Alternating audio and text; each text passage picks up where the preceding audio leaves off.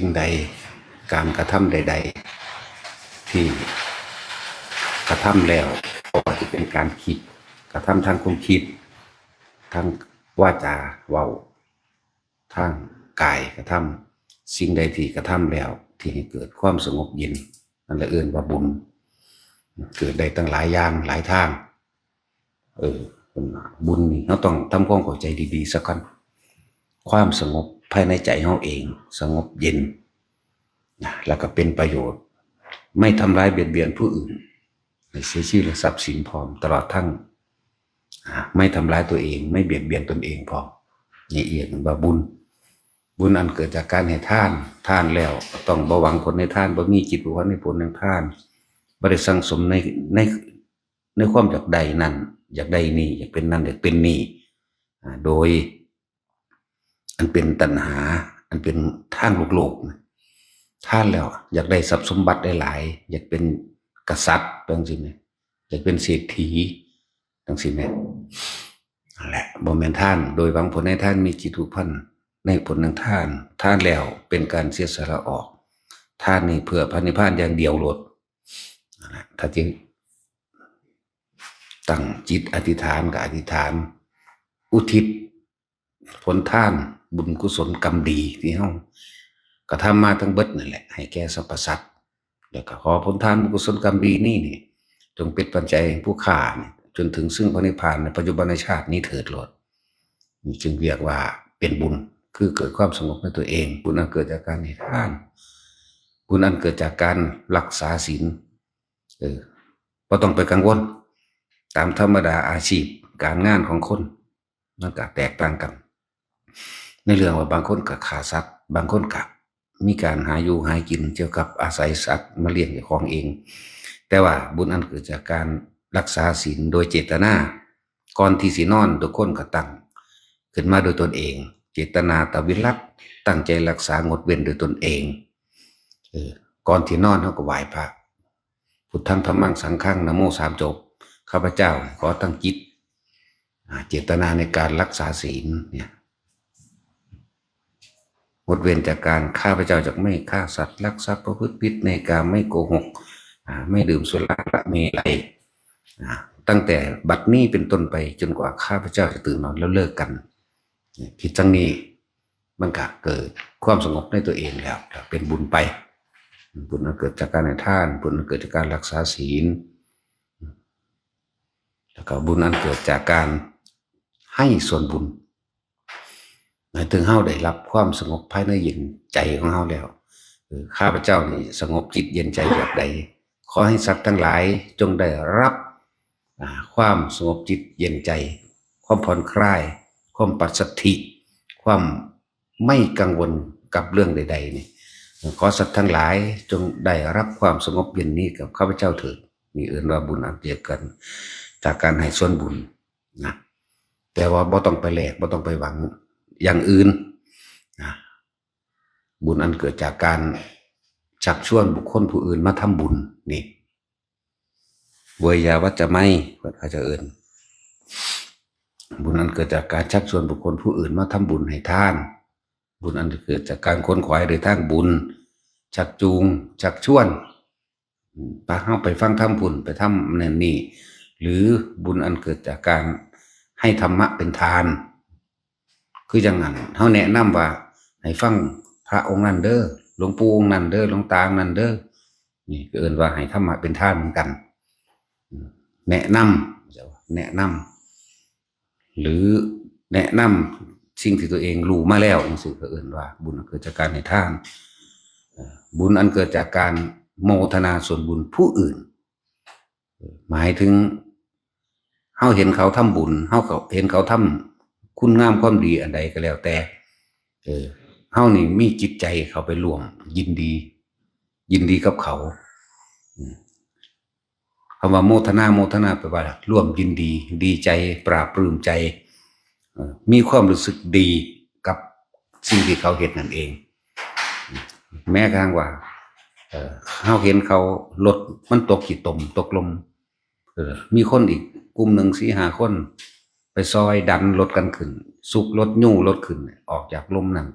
เฮาก็มีความยิ้มแย้มแจ่มใสเบิกบานนํเขาเองนั่นแหละเอิ้นว่าโมทนาบ่หันแตะกล่าวคำแต่เกิดความรู้สึกว่าดีใจปลื้มใจนํเขานั่นแหละบุญอันเกิดจากการโมทนาส่วนบุญผู้อื่นเห็นคนไปวัดแล้วก็นึกอิ่มอกอิ่มใจขึ้นมาในตนเองเลยเนี่ยเห็นคนไปวัดไปให้ทานไปรักษาศีลเห็นพระสงฆ์องค์เจ้าย่างไปตามถนนหนทางหรือในวัดแม้กระทั่งการได้ยินเสียงสวดสาธยายสวดมนต์มื้อนี้สาธยายคำสอนพระพุทธเจ้าเกิดความดีใจไปนำเขาเจ้าเอิ้นว่าบุญอันเกิดจากการโมทนาเห็นเขาให้ทานพระก็นึกอิ่มอกอิ่มใจนำเขาเจ้าเกิดความปลื้มขึ้นมาในตัวเอง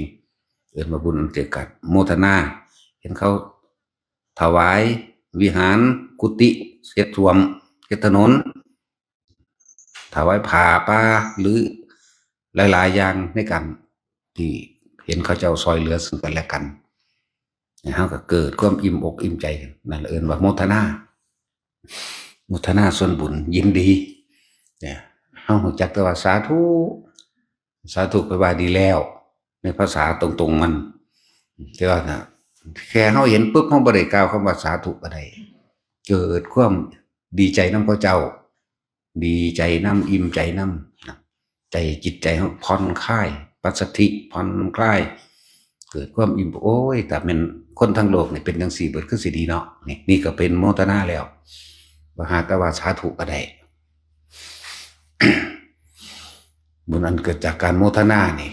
นะมันเฮ็ดให้เฮาบ่อิจฉาริษยารู้จักบ่เฮาสิเป็นคนที่บ่อิจฉาริษยาผู้ใดบ่ย้านไผได้ดีนั่นแหละอานิสงส์มันก็มีมากเห็นบ่หลายอย่างพุ่นดอกใน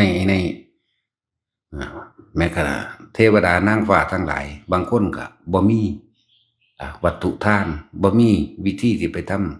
ำแม้กระทั่งคนยากคนจนขอทาน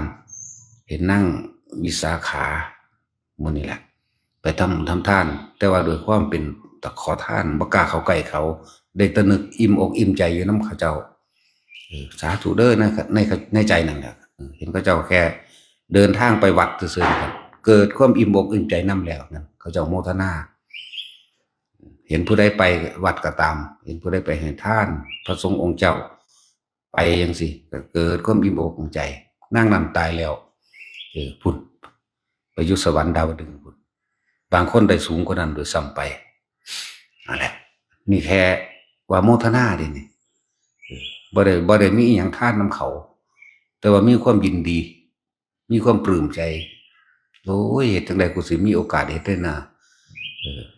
ด้วยว่าเป็นคนต่ำต้อยเป็นขอทานเป็น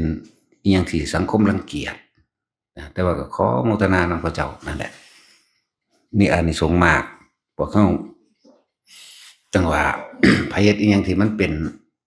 กุศลเป็นประโยชน์ต่อคนหมู่มากส่วนรวมจังซี่โมทนานำพระเจ้าโลดอย่าอิจฉาเขาเถาะนะบ่ต้องไปอิจฉาเขาเฮ็ดอิหยังก็แล้วแต่เขาไปเฮ็ดโรงทานจังซี่สาธุเห็นเขาไปซอยเหลือน้ำท่วมสาธุไปเรื่อยมีความอิ่มเอิบในใจของเจ้าของเองโอ้ถ้าเกิดเหตุผิดภัยบ้านเมืองต่างๆที่คนทางใดได้รับทุกข์ต่างๆเราเห็นคนซอยเหลือกันมันอิ่มเอิบขึ้นมาโลดเด้มันปลื้มขึ้นมาโลดนั่นแหละมันชินจนว่ามันเป็นเองเลยอันนี้อยากให้ทุกคนเป็นจังซั่นมันเขาสิทานน้อยสิทานหลายมันเขาผู้อื่นมันเขาสิทานแข่งกะช่างแต่เฮาบ่สนใจตรงนั้นเฮาแต่มันดีแล้วเป็นเขาทานแข่งกันเอาหน้ากันก็สร้างเขาเฮาบ่เอาหม้องหันเฮาเอาหม้องอย่างเขาก็ทำประโยชน์นะมันก็ไปหันจังว่าความอิจฉาริษยาของคนเกิดเพราะว่าบ่ร่วมยินดีกับเขาเวลาเขาทำความดีเฮาก็ฝึกหัดไปมันมีอานิสงส์มากอยู่การระลึกนึกถึงอดีตชาติก่อนเฮาก็เป็นคนทุกข์โมทนาสาธุนำกับหมู่เจ้าฟ้ามหากษัตริย์เขาเจ้าเองชาติก่อนเป็นยาจกบ่ได้มีโอกาสได้ไปให้ทานนำเขาเพราะขอท ท่านตะตัวเองขอหากินเองมันก็พอแห้งแล้วก็บ่มีแล้วได้แต่รวมยินดีโมทนากับเขาก็สร้างสมมาเรื่อยนั่นแหละบางที่ก็แม้กระทั่งว่าตัวเองสิไปทำความดีก็ย่านเขารังเกียจไปปัดกวาดทางที่พระสงฆ์องค์เจ้าเป็นยางในสมัยการครั้งหนึ่งปัดกวาดหนทางขนาดปัดกวาดก็ได้แอบไปเฮ็ดเอาดิว่าย่านเขาเจ้ารังเกียจด้วยความต่ำต้อยปัดกวาดลานพระเจดีย์ต่างๆปัดกวาดตามถนนหนทางอันใดที่พระพุทธเจ้าเดินทางไปบางหรือพระสงฆ์เฮ็ดอย่างซอยบ่กล้าเข้าไปซอยแบบอยากไปเฮ็ดน้ำอยู่แต่ว่าบ่กล้าเข้าไปเต็มที่ใจนี่ไปเต็มที่แต่ว่าหูจักในฐานะเป็นยาจกขอท่านแอบเฮ็ดเอาตายไปดูสิทธิ์คนได้ล่ะสูงใหญ่อยู่ได้ล่ะนั่นแหละยังสั้นแหละตายจากสัตว์นั่นแหละก็ไปดูสิทธิ์ในจังหวะอย่าอิจฉาหรือเสียกันในผู้ใดทำดีซอยเหลือคนซอยเหลือสัตว์ให้อาหารสัตว์ต่างๆช่วยเหลือพึงซึ่งกันและกันจังสิโมทนาโลดก็เลยว่าบุญอันเกิดจากการโมทนาหลายโพดดอกชาติหนึ่งที่ว่าเป็นมหาทุกตะทุกที่ชุดคือบ่มีหยังเลยแม้กระทั่งการที่ไปทำคุณงามความดีร่างกายก็ยังบ่มีกำลังเพราะอาหารจังซั่นแหละหลายอย่างอยู่ดอกที่แนะนำให้ทุกคนทั้งเบิดนี่ก็เป็นเพราะว่าพวกเขาบ่รู้มีแต่ความเห็นแก่ตัวอยากได้อยากดีอยากมีอยากเป็นนั่นในนี่เลยเกิดการข่มเหงและรังแกบางชาติเกิดเป็นเจ้าฟ้ามหากษัตริย์มีอำนาจมากสั่งประหารสังขาบางชาติเกิดเป็นเศรษฐีข่มเหงเอาเปรียบรังแกคนจนตะคองกับเวียนว่ายมารับผลของการจนมั่งของคนทุกข์มั่งบางชาติดูถูกคนที่เขาป่วยเป็นโรคนั้นโรคนี้ตัวเองกลับขึ้นมันได้รับความรู้สึกของเขาที่ไปดูถูกเขามั่งหลายอย่างนี่คือความบ่รู้ที่พวกเขาคิดดีก็ไปเกิดอย่างว่าคิดเร็วก็ไปเกิดทั้งสองคิดนี่ก็คือความเข้าใจผิดคิดว่าตัวเองถูกนั่นเองนั่นแหละถึงว่าเขาพยายามสละความเห็นออกให้เบิดสละความคิดเห็นในความสรุปสละความคิดเห็นที่สรุปความคิดเห็นของเองอันนั้นผิดอันนี้ถูกอันนี้ดีอันนี้เลวบ่มีผิดบ่มีถูกถ้าเราเข้าใจดีแล้วจังว่าอันใดก็ช่างสังสมสิ่งที่มันเป็นกุศลอย่างเดียวเฮาเฮ็ดบ่ทันได้เต็มที่ก็ช่างมันคือเฮาบ่อาจสามารถตัดใจออกได้เต็มที่หรือเฮาบ่อาจสามารถที่ทิ่มครอบครัวทิ้งสมบัติพระสถานออกมาบวชจังซี่ก็ค่อยๆโมทนาไปเรื่อยยินดีนํไปเรื่อยสละความเห็นออกในความว่าคนนั้นดีแล้วมาเทียบผู้เลวว่าผู้ดีเลวคนนั้นจังดีแต่จริงๆคืออารมณ์เจ้าของเองที่ไปยืนยันตัดสินว่าคนนั้นผิดคนนี้ถูกมันเลยมีคนดีและคนเลวอันนี้เป็นเรื่องละเอียดอยู่เด้อ เฮาไปหาดูถูกคนมั่งบางทีเฮาก็ยกย่องคนผิดจังซี่นะนั่นแหละเพราะว่ามันมีการไปตัดสินบางทีก็พลอยตามไปกับเขาพอเห็นแก่ความอยากได้เห็นเขาผิดอยู่แต่ว่าเขาข้างเขาก็มีแต่นั้นเฮาก็กลับมาถูกกรรมอันนี้ให้ผลขึ้นคือเก่านั่นแหละเขาข้างคนผิดจังซี่จังว่าหลายอย่างถูกกล่าวตู่ใส่ร้ายด้วยถ้อยคำไม่จริงเกิดจากเฮาไปกล่าวตู่ใส่ร้ายเขาเหมือนกันจังว่า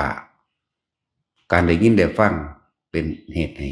คนที่บ่มีธรรมะคนที่บ่ฟังธรรมคนที่บ่ทันได้รู้อวิชชาบ่ทันนี่มันสิมีการได้ยินได้ฟังเฮ็ดให้เกิดการคิดให้เกิดความเห็นคือสรุปความเห็นว่าผิดว่าถูกว่าดีว่าบ่ดีสารพัดแต่ความคิดปรุงแต่งสรรหาแต่คำที่มาเปรียบมาเทียบเพื่อจะยกตนให้คนอื่นต่ำนี่ว่า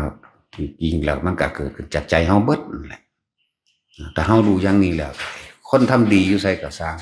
ไผก็ตามบ่เกี่ยวกันให้พวกคนร่วมโมทนาสาธุกับเขาโลด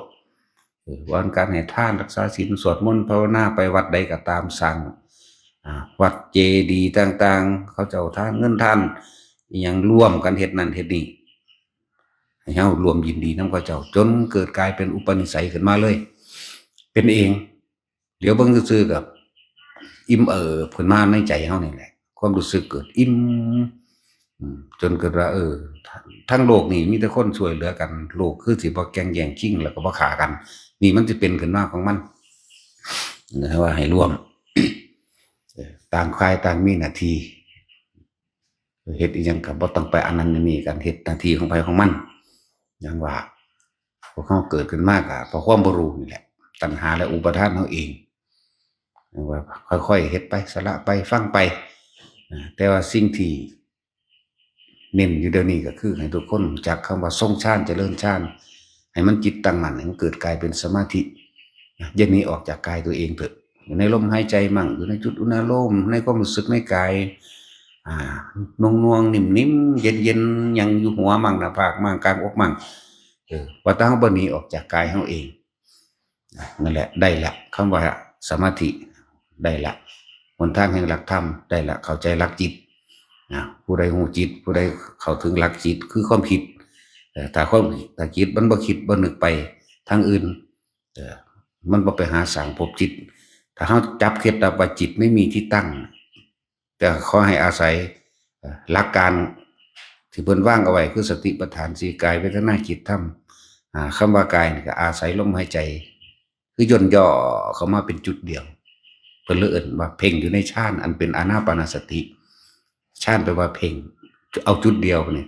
ถ้าว่าร่างกายมันก็หลายสัตว์หลายส่วนจักสิจับจุดใดเลยจับจุดลมหายใจเขาลมหายใจบ่มีรูปร่างลักษณะตัวตนลมหายใจอาศัยความรู้สึกเย็นเข้าเย็นออกซื่อๆเอิ้นว่า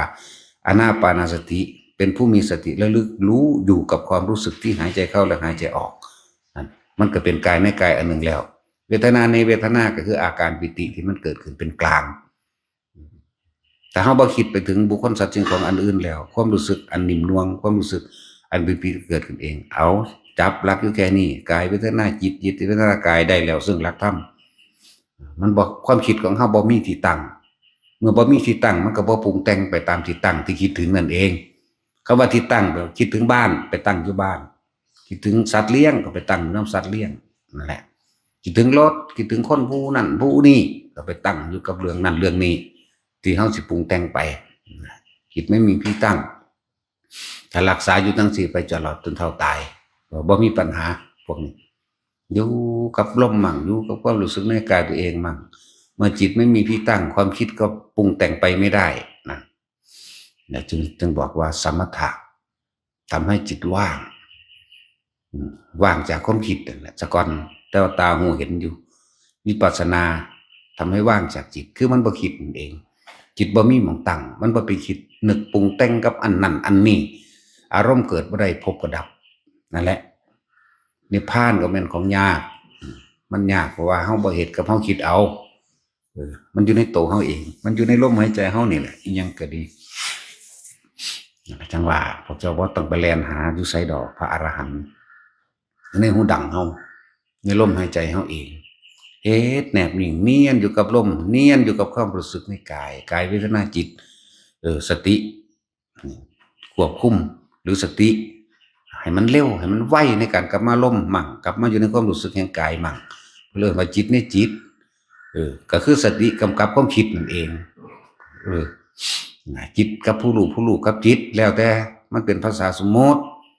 ถ้าเฮาอยู่ลมหายใจมั่งอยู่ในความรู้สึกแห่งกายนิ่มนวลบนหัวบนหน้าผากมั่งได้แล้วสำนั้นแหละไปเรื่อยเป็นจนตายพุ่นจิตบ่มีหม่องตั้ง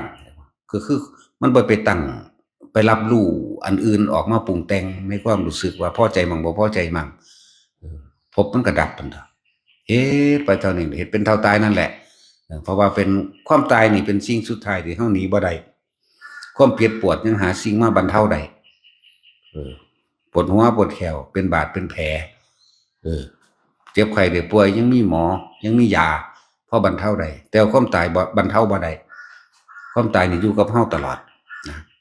ความตายนี่เป็นของบ่แน่นอนแต่ว่าตายแน่นอน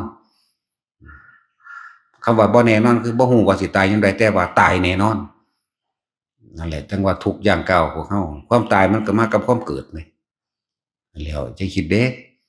ความเจ็บป่วยมันก็อยู่ในความแข็งแรงแต่ความตายนี่มากับความเกิดแน่นอน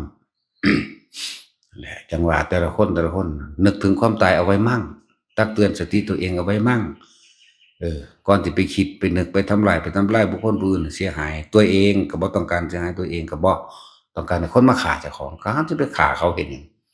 นั่นแหละเพราะทำกรรมใดย่อมได้รับผลของการกระทำนั้นสืบไปเหมือนกันแหละกับเฮาเฮ็ดงานอีหยังไว้เมื่อวานนี่เมื่อวานเฮาเฮ็ดหยังไว้ค้างค่าหยังไว้กลับมานอนนี่หมายถึงตายได้นอนหลับแล้วนี่คนนอนหลับบ่ได้ต่างจากคนตายเด้มันบ่รับรู้เมื่อวานนี่ตั้งแต่ตื่นขึ้นจนว่ามาฮอดนอนหลับนี่ตายถือว่าตายตื่นขึ้นไปรับผลกรรมนั่นที่ตัวเองสร้างไว้ของเมื่อวานนี่ภพชาติก็เหมือนกันชาตินี้เฮ็ดหยังไว้ชาติหน้าก็ไปรับจังซี่ถ้าชาตินี้บ่เฮ็ดหยังมื้อนี้บ่เฮ็ดหยังหมายถึงจิตเจตนาถูกระงับดับความคิดนึกปรุงแต่งในความอยากได้อยากดีบ่มี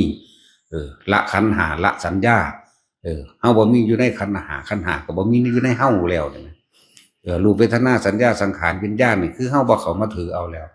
เมื่อเฮาบ่อยากได้บุคคลสัตว์สิ่งของแล้วมันก็ละของมันเองนะตัวเฮาเองก็ละของนั่นแหละตาหูจมูกลิ้นกายมัน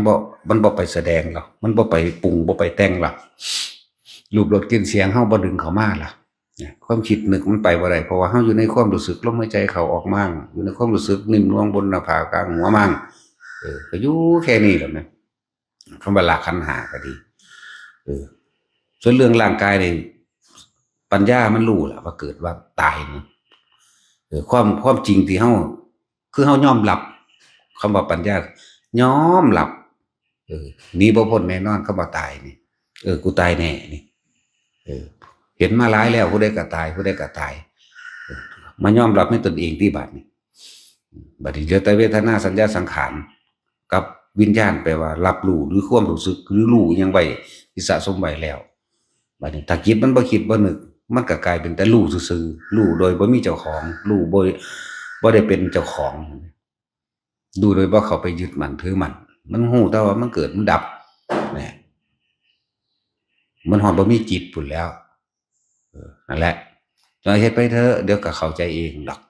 มีหรือบ่มีก็สร้างมันเป็นภาษาสื่อสารให้เกิดความเข้าใจซื่อๆจิตไม่มีที่ตั้งมันบ่มีจิตพุ่นล่ะจักบ่ล่ะแต่จิตมีที่ตั้งจังเอิ้นจิตมันตั้งอยู่ไสตอนนี้ตั้งอยู่รถที่เจ้าของที่ว่ามันเป็นของเฮาตั้งอยู่บ้านที่ว่ามันเป็นบ้านเฮาตั้งอยู่หน้าตั้งอยู่เลือกสวนไร่นากิจการงานต่างๆตั้งอยู่นำบุคคลผู้นี้นั่นแหละมันจึงเป็นจิตแต่ว่าสู่เพิ่นละแล้วบ่มีจิตมันบ่มีหม่องตั้งมันมีหม่องว่างมันบ่มีหยังเลยเหลือแต่ร่างกายอันนี้พอได้เฮ็ดนั่นเฮ็ดนี่เฮ็ดไปซ้ำตายนั่นแหละจังว่าเฮ็ดไปเถอะตราบใดที่เฮาบ่ออกจากทางมันนี่แหมมันสิไปไสมันบ่หนีไปไหนดอกนะขอให้อยู่ในทางมรรคเป็นต้นผลเป็นปลายมรรคก็คือทางมรรคกับผลก็อยู่นำกันนั่นแหละถึงว่าเฮ็ดไปเอาละพอ